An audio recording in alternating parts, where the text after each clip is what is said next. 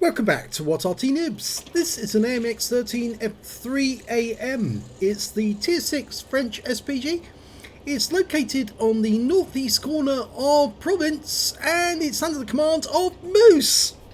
Yes, this is a 155mm artillery based on the AMX 13-ton tank. And it's the second Arty that's actually based on that chassis, because the other one was the AMX 13-105AM Milli 50.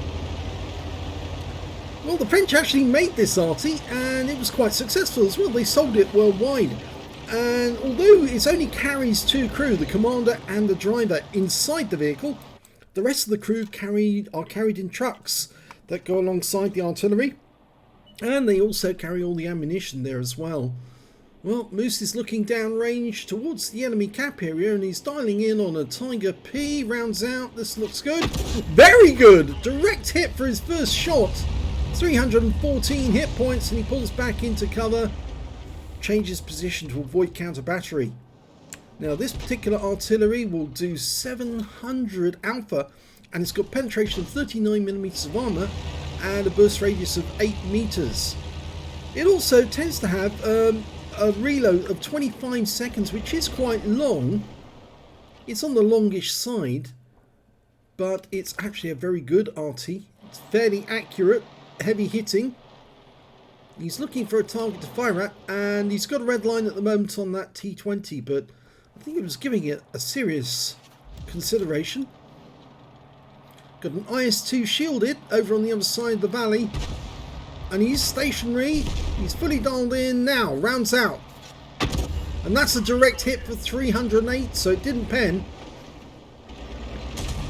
Now, if you're wondering what the word is on the right hand side of the reticule, there's a little countdown bar. And that's basically a countdown to being fully dialed in on the target. So it's a meter which actually tells you when you're fully ready to shoot. And the word in Russian actually means reduced. And that's a direct hit again for 199.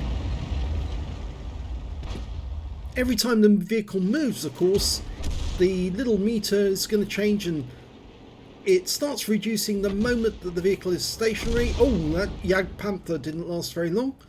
But he's now dialing in on a KV-1S who thinks he's fairly safe over there. He's been marked as a target, rounds out straight away, it's loaded, and he gets a direct hit.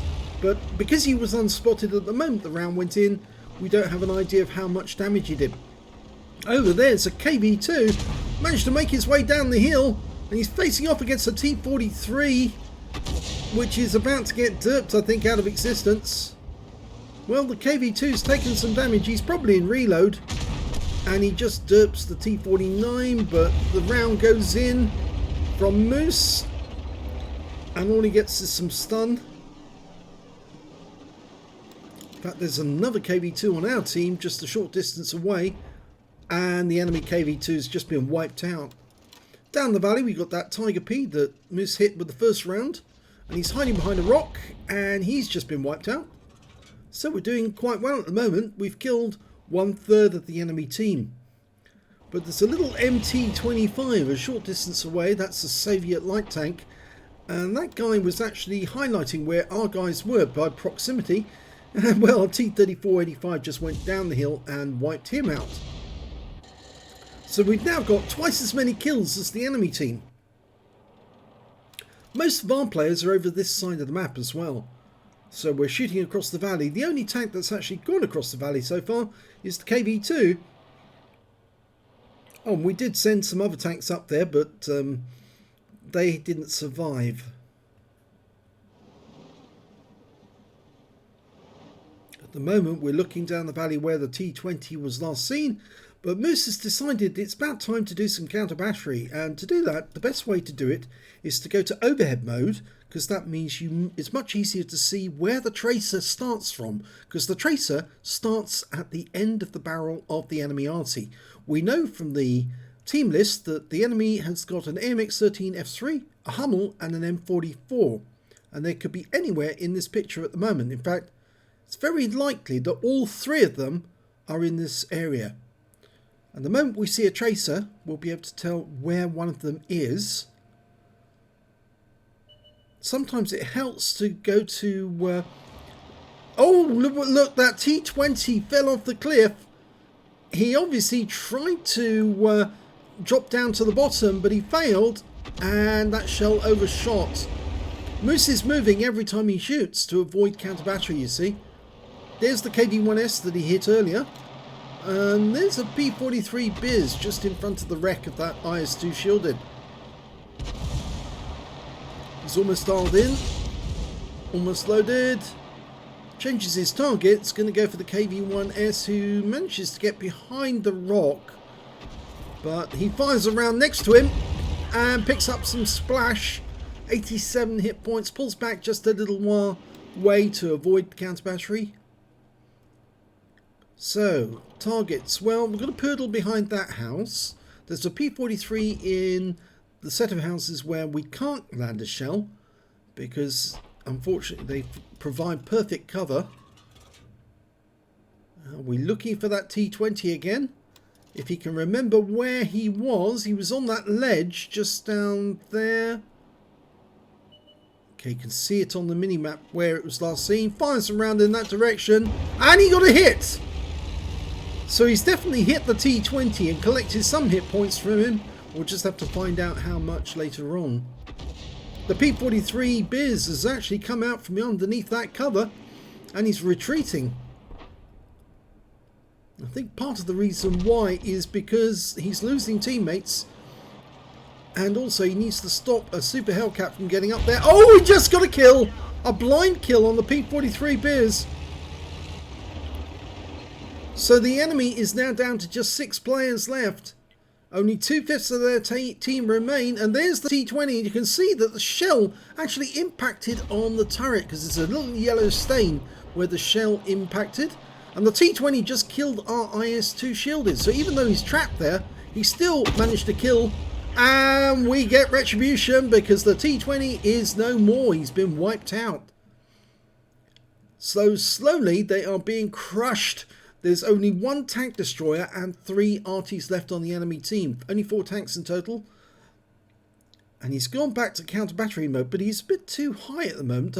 I suspect that the reason he is so high was because he thinks that the Arty have actually moved away from the bushes at the back. But to be honest, I don't think they will have. I think they are there. Now, one of the tricks that Arty players use sometimes to actually spot enemy Arty is to press the V key. Just look what happens. You can very clearly see the foliage and everything, but you cannot see any distractions that might... Oh, now a shell just went out there. And it was the Hummel, and he was actually firing from the open. And you can see that Moose saw it as well. It's very easy to spot the Arty and the Tracer if you've got no distractions at all. And those tanks are now moving close, and well, there's the tank destroyer. It's the Su-100. Moose can land around near his rear and stuns him. Gets the stun assist, and there's one of the Artys, the M44. He was in the picture, right at the back. T-52 gets the kill, and there's the AMX 13, and he's killed by the Hellcat, and that ends the game. So it's a pity that he didn't get any counter batteries, but it's interesting to see how they were, where they were. They were in the picture, even though we couldn't see the Tracer. And here's the end of battle results. It's an ace tanker for Moose in the AMX 13 F3AM.